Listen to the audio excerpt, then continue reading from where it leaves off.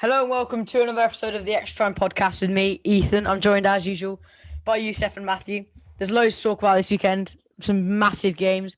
Liverpool lost against Fulham. But let's start with Manchester derby. Man City obviously going into it 7 points clear, I think it is, at the top of the table. Manchester United in second.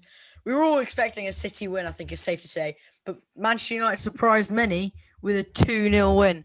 Fernandes scoring a penalty, which I think we'll all agree was a penalty in the second minute, and Shaw with a lovely finish into the bottom corner in the 50th minute. Matthew, I'll start with you here. I just want to bear in mind before we get into this topic that we have a Leeds fan and a Liverpool fan, so neither of them are the biggest fans of Manchester United. But Matthew, what did you think of the game? Was it some positive signs for Manchester United?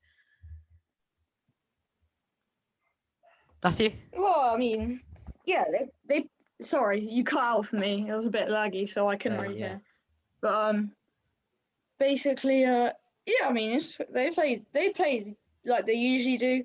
I think Manchester City were just they played really well and they created chances, and then some chances I don't know how they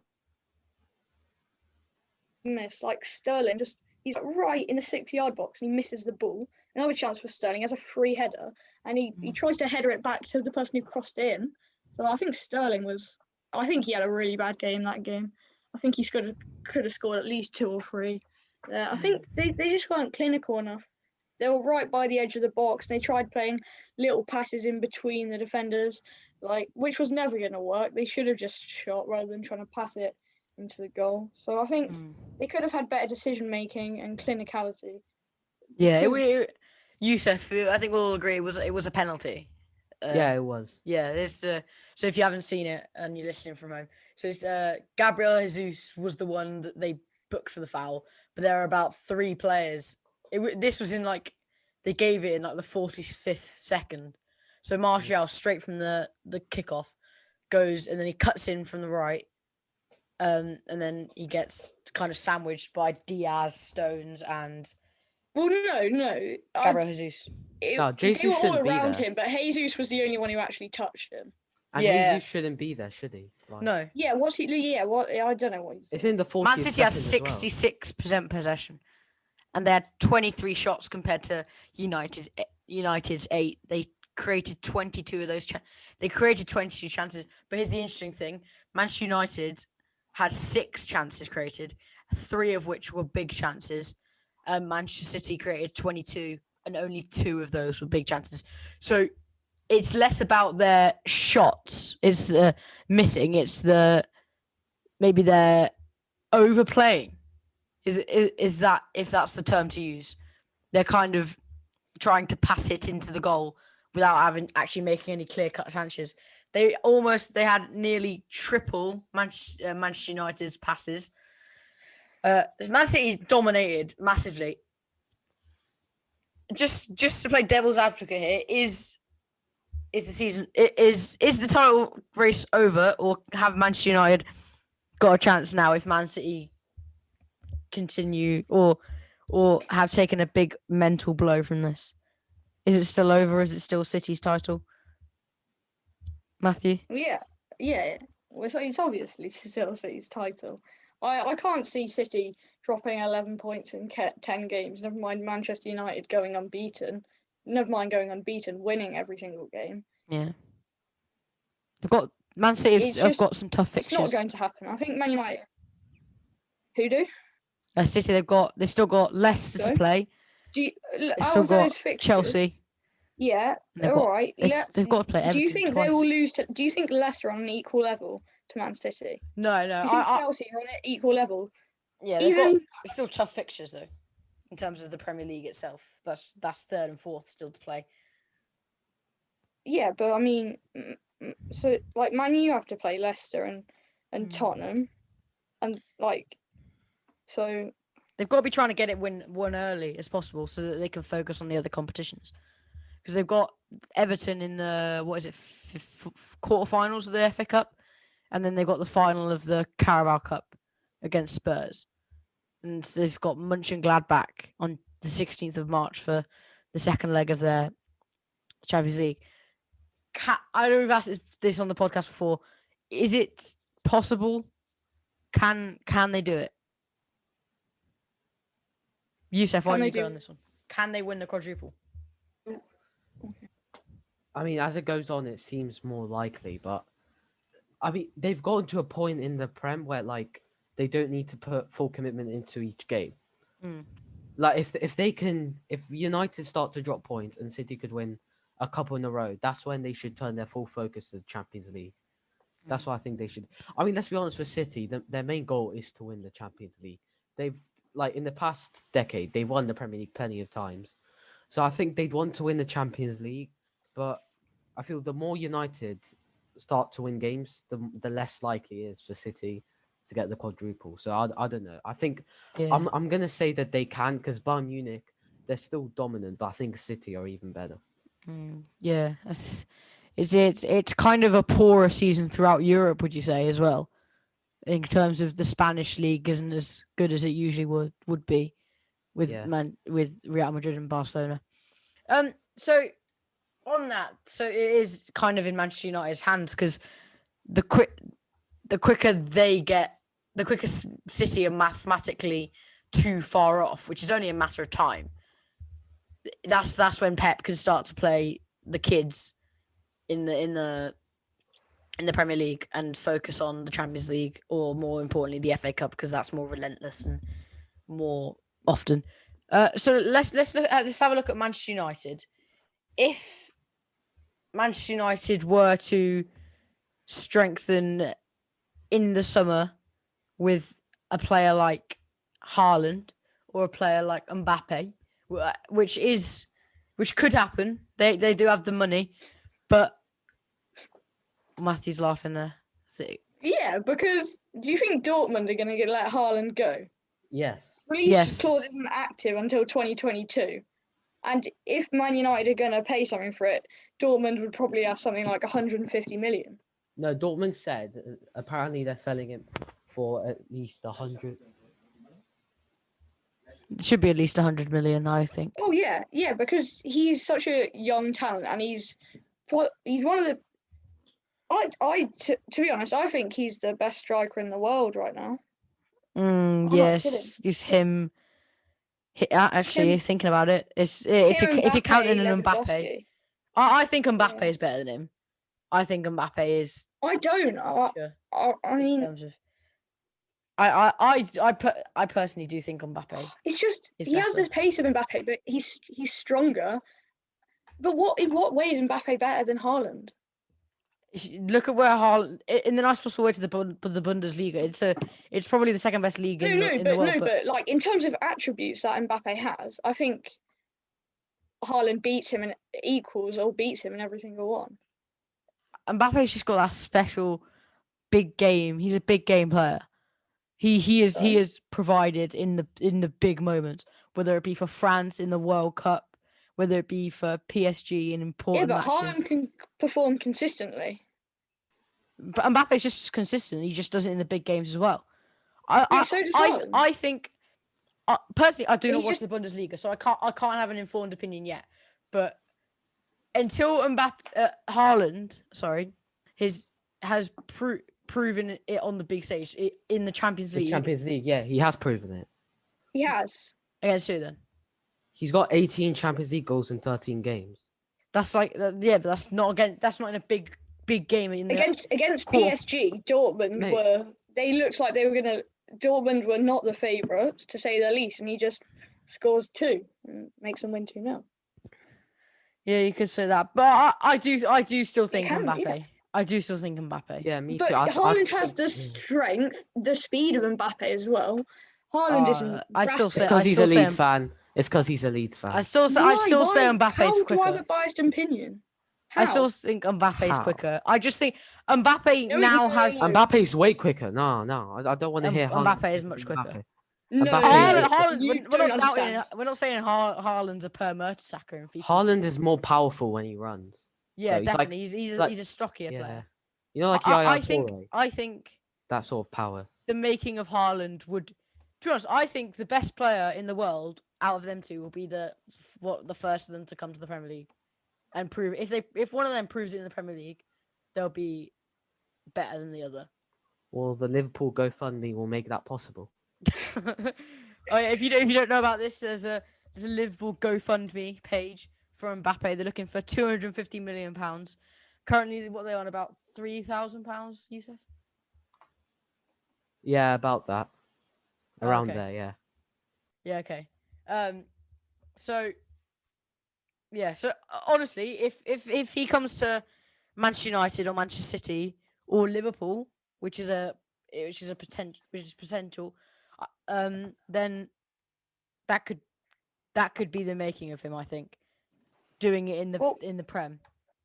the top speed. I mean, Mbappe and Haaland, they're both rapid. It's Oh just yeah, there's no doubt in that. Mbappe. Yeah, Mbappe is faster, but marginally. Mbappe's top speed is 38 kilometers per hour, and Wow, Haaland's is 36. So they are there's both not ridiculous. too much difference. I just personally think whatever play style you play Haaland in, I don't know what it is about Haaland. I don't know. Yeah. So I know you do like him. Yeah. You like him a lot. I just think there's something incredible about. So how? Sorry. What did you say? The average speed was their kilometers an hour. Oh, their top speed. Mbappe's 38 and Haaland's 36. Oh my god, that is higher than the average Olympic men's 100 meter. 38 is. It's the average is 37.38, and Mbappe is quicker than that. They're fast. They are They're both fast. rapid. If you look at the build of Haaland as well, though, he's definitely got the aerial dominance that. I know. I don't know how he's so fast. He's a proper. Me. He could be like a number 4 or number 5 in rugby. He's that also a tall. very good rapper. If you've not seen the video. Oh yeah, that is a thing of beauty. If you haven't watched that, go and check it out. You got it. So whilst we're in between topics, if you're on YouTube, feel free to subscribe. We'll be posting lots of stuff like this every Monday and Friday, keeping you up to date on the big news. And often when Leeds lose, Matthew gets really angry, and it's really funny. And Yeah, I think in a minute we'll have Yusuf, and he'll be really angry. So if that's not enough for you guys to like and subscribe, then I don't know what is. So thank you for all the support, though. It's really good. So Yusuf, now you're back. Let's start on Liverpool. Liverpool lost today to Fulham at Anfield. That is what 6 home losses in a row. They've won 1 in 5 and they've lost 4 in 5. Down in 8th now. It's not looking good for Liverpool, is it? It's not looking good at all. Yusuf, where do you think Liverpool have gone wrong? I feel like people need to understand this is sort of like transition here, because we clearly cannot play without Van Dijk. And yeah, there's huge issues in the defense. Klopp really needs to change his tactics. And yeah, that's the main issue, really. It's just you can't rely on players like Kabak and Fabinho, who is a makeshift centre-back, to help you. So I feel like really Klopp's not going the right way right now. And he keeps on trying to rotate the starting 11. Like today, showed a lot of disrespect to Fulham by starting like that, and they completely proved it wrong. Yeah, definitely. So as a Liverpool fan, you'll have heard the name of Bill Shankly. The great Bill Shankly once said, you shouldn't have to strengthen when you're weak. And do you think that is what's wrong with Klopp? He failed to strengthen when Liverpool was strong. Bill Shankly said, you need to be building and strengthening the squad when it's in its prime. So is that where Klopp's gone wrong? Should he have maybe invested more in the summer? I know they brought Jota in, who's been pretty good this season, but for me, they need a striker. Oh yeah, definitely. You can't rely on big man Bobby Firmino up front, because let's be honest, he's an entertaining player, but what does he really bring to the game? Like, have you ever seen like his job? Okay, if you're not going to score goals, Firmino, get assists. He's doing neither. at a good level. And yeah, I mean, his thing, I don't even know if we could get good value for him because he's one of those players where you can't use him in a way because he's entertaining for the fans, but he won't have an impact on the game. That's his issue. So that's why I think we need to get a number 9. But yeah, I mean, we all know who the main guy is, and we could get it with the GoFundMe. Trust me. So, someone's going to donate like 200 mil. So you think? I genuinely think if Liverpool were to get Mbappe or Haaland in the summer, and get VVD back, and maybe have Koulibaly or just Joe Gomez, I think they would win the league. Oh, we'd win the league anyway. We don't need to make any signings.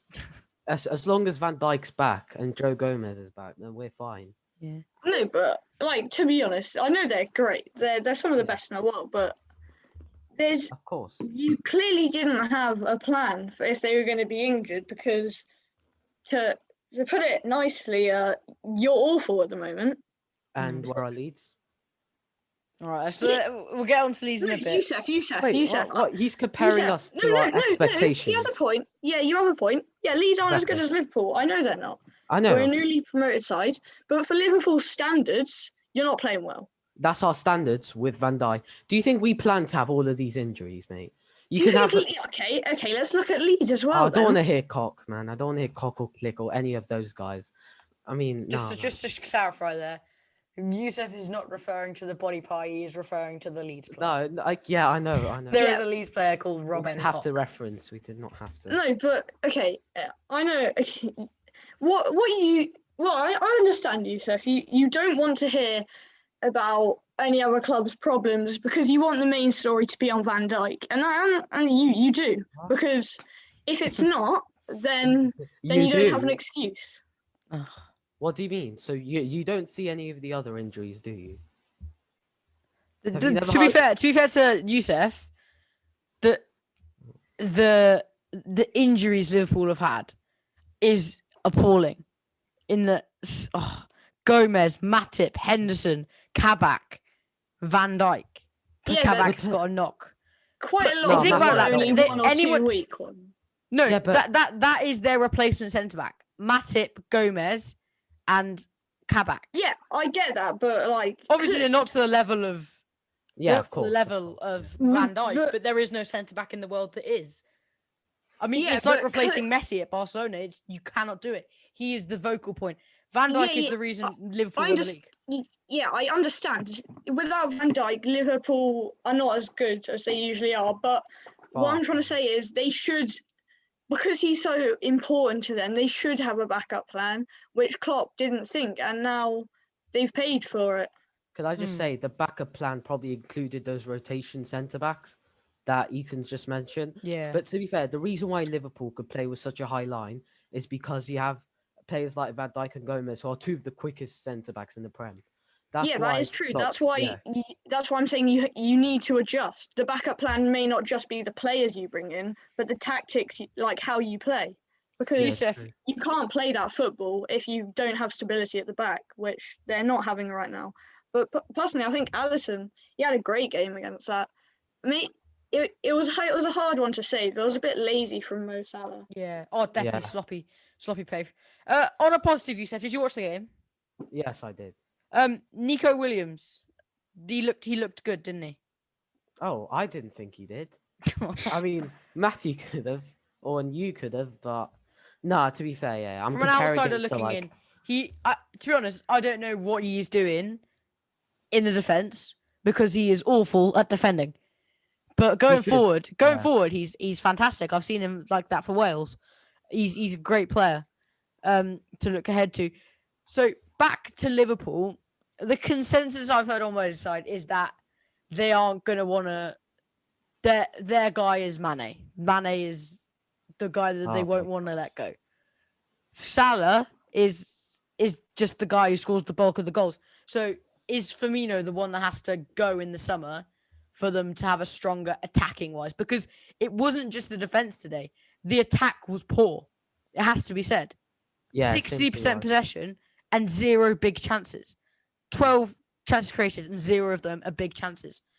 That's not that shouldn't be acceptable for a team like Liverpool with Salah up front, who has a market value of 120 million, Mane 100 million.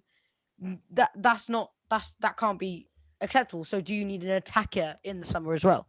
You do, because I feel someone like Jota, he's great. Someone like Jota, he's great off the bench. But Firmino, like, let's be honest, you're not going to get as much profit with Firmino as you'd like. Like, you're still going to have to invest a lot into getting a big like striker. Oh, just on Firmino, I've just looked it up. Market value is 72 million. Okay, that's a Yeah, that is a rip off. No, but I understand. Like he's not good. Like he's not scoring or getting like the he's being assists. But we were okay. I apologize for the viewers because I keep bringing it back to Leeds. But we said this about Bamford, and then we take him out of the squad and we lose 3-0 to Crawley.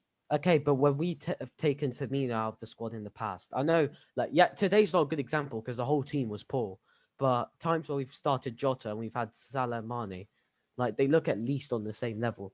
I feel like with Firmino, that is fair enough. Firmino just looks so nice to watch. He's a very entertaining player, I've got to be honest. But his issue is that he's so reluctant to shoot. And this team needs him to shoot because when Salah and Mane aren't on their day, how are we supposed to get any goals? I've been looking in the Championship for strikers that Liverpool could possibly replace, and just looking at like Championship top scorers. So top scorer is Ivan Toney for Brentford.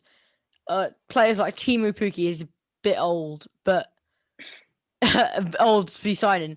So if you cannot get a big player abroad, should you be looking for? Do you want a goal scorer? Is that what Liverpool needs to take the bulk of the goals away from Salah and let him do his stuff? Do you want a goal scorer to replace Firmino? It's difficult because the way we play is that there is no number 10. So like Jurgen Klopp says, when we play with high press, it's like we have our own number 10. That's our number 10, because we create chances there because we have Trent and Robertson in space running down the line with players covering when we play high up the pitch. So it's like Trent and Robertson are like the playmakers, if you know what I'm trying to say. So I don't think we actually need a number 10 like a lot of people say. I think we genuinely need a goal scorer so that there's a different way, because Salah and Mane, they're not tall headers. So who's going to be the threat in the box? Keep him more. Okay. Well, no. He's a great player. Yeah, but not for the system of Cardiff. For the system of Cardiff. For the system, I was watching Cardiff the other day, and I don't know what's happening, but the centre mids have stopped passing the ball on the floor. I don't know what's happened. I thought the tactic was get it back to the goalie, and he kicks it very hard, and Kiefer Moore headers it. It was too much passing for me. It was too much passing. It's nonsense. Too much passing. Yep. Yeah, to be fair, that's what could make not enough booting. Game is a bit boring. Yeah. So let's leave it there on Liverpool. Luke, then. 1 second. Can I just ask Yusuf one more question? Yes, go ahead. Okay, Yusuf, because I'm confused. Do you know are you just a bit clueless on what the lineup's going to be? Because your defense is like Williams, Phillips, and Williams, and like you are on the bench. You're leaving out like Fabinho and like Arnold and Thiago, who I don't know why Thiago's not starting as well. Mane's not starting either, and I think Mane's a great player. Do you know why they're not? Have they been injured or? No, I feel like Jurgen Klopp, he took Fulham very lightly today, which is disrespectful because Fulham play, let's not lie, they play some incredible football at times. Whenever they had the ball today, they did look to be threatening against our awful defense. But yeah, it's the issue, like, it's the defense with Liverpool. I feel like the players, there's a lack of confidence now. With all that's happened throughout the season, like towards the start of the season, players can get away with stuff. Like we said, City didn't start off strong. Look at them now. That's kind of how it works, I feel. I mean, the players have literally no confidence. Klopp clearly, like Thiago is not fitted in well because would you have preferred it if they had spent the 26 million they spent on Alcantara, Thiago Alcantara, and spent it elsewhere with a possible striker or another something else of the such. You've got to be looking at places where the players aren't going to be getting possible game time ahead of maybe a number two, maybe looking down the league slightly. Would that be something that you would have preferred the money be spent on, or has Alcantara been a waste of money for you? Well, I'm just going to say this about Thiago Alcantara when he was in Birmingham. For me, he was the best midfielder in the world. Like, he's just incredible. You can't get the ball out of his feet. I just feel like his style, he does a lot of risky passes and things like that. And I feel like if we had Van Dijk right now and like Joe Gomez, we can get away with those passes. But because our defense is very weak and there's not the pace that is needed, he can give the ball away at times. And I feel like the players aren't making the runs that Thiago wants them to make. Like, you want to get the balls over the top to the players running in behind. But Salah and Mane, like, they just seem to be... Like, I'm just going to say this. The Liverpool players look tired as well. Oh, yeah. Yeah, It's been a rough schedule for Liverpool. it's caught up on them. I mean, Ethan, you're saying about Thiago maybe being a waste of money, but it's just my opinion. But I feel like at times Thiago's the only one who actually cares on the pitch and the only one who's trying to make an effort. Definitely. And actually wants to get the win. Sometimes everyone else is just being a bit lazy, and Thiago's trying to make something happen. You've got the argument as well that Liverpool are. Do the players want it as much anymore?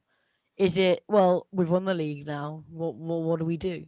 That probably isn't the case, but it could be. So let's move on to the Liverpool's opponents today, which were Fulham. So Fulham today, Jurgen Klopp said Fulham beat us mentally and physically. So it's looking tight down the bottom of the end of the league. So Brighton on 26 with a game in hand on Fulham on 26. Newcastle with a game in hand on 27. I'm not going to lie, guys. I don't think Fulham are going down. Don't know about you guys, but from what I saw today, Fulham aren't going down. No, I mean, anywhere from 14th downwards could get relegated. Even Southampton are being dragged down. I think Southampton pulled out of it this weekend with their win yesterday. Yeah, but they're still only 7 points away, and I mean, if you look at their previous results, true. They hadn't won in a while. So who do you guys reckon will go down? I think West Brom are gone now. I think they lost today, didn't they? No, they drew today. I think that's it for West Brom now. Yeah, I'd say Sheffield United and West Brom are going down, in my opinion. And yeah. Fulham, it's good if Fulham go down, because they easily could. Let's be honest, they could. But it's just so entertaining, their football. Like, I can see Brighton, because they're not playing well at the moment. Let's be honest. But then Newcastle, they haven't won for a while now. They haven't won since they beat Southampton, their relegation rivals, early February. Newcastle, once they got in that sticky situation, it's going to be hard for them to get out. And if you look at fixtures wise, Newcastle, they got Spurs still to play, West Ham, Liverpool, which isn't much of a challenge, Leicester, Arsenal, City. They got, and then Fulham on the final day. Final day, Newcastle versus Fulham. That could decide who's going down. That's going to be a huge game. That's a massive game. And then to look at Brighton's, they've got Southampton next week. I reckon if Southampton beat Brighton, that's them safe. Do you think? Probably. And then Brighton, Newcastle on next weekend. No, the weekend after. Then Brighton have got 3 games. They got Man United, Everton, Chelsea. They got Sheffield United. They got Leeds, Wolves, West Ham, Man City, and Arsenal on the final day. So if you're looking at Brighton there, the only place you can really see them getting any points is against Sheffield United. So that's 3 points from the rest of the season, and then they got Newcastle. So Brighton have got poor fixtures as well. I don't think Burnley will go down. I really don't think Burnley will go down. The thing is, though, everyone was saying, "Oh, Burnley, they're actually like bringing it back," but they haven't won. Excluding Crystal Palace, which was 6 games ago now, Mm. they haven't won for a long time. Like, they haven't won for, excluding that, like 10 games. Yeah. So I think it is quite a possibility. But I think Brighton, saying Fulham play quite nice stuff. Brighton also try as well. Brighton. But they Brighton try. tries to play good stuff, but Yeah. really, it's not going well for them, is it? Yeah, they got Neil Maupay. Yeah, just looking down to Fine, the so- Championship. There's been a lot of speculation this week about Chris Wilder signing a new deal. Is Chris Wilder the man to bring Sheffield United back up? Matthew. Yeah, because he's so loyal to the club. He loves the club. He's been a fan of the club, and the club loves him. If they go down, I don't think they'll sack him. Like I think it was like Tony Farker. Is that his name? Who's Norwich manager? Daniel Farker. Yeah, they kept him when they barely got any points last season, and they kept him. They went straight back down, and Now they're 10 points clear at the top of the league. Exactly. So I feel like you can have the same manager and it can still work. You just need to change around some little bits and bobs. Yeah, definitely agree with you, Matthew. So that's all from us this week. We'll be back on Friday for a look ahead to next week's fixtures. So it's a bye from me and it's a bye from Matthew and Youssef. So if you're on YouTube, please feel free to like and subscribe. If you're on Spotify, drop us a follow as well. And we'll see you next week. Until then, goodbye.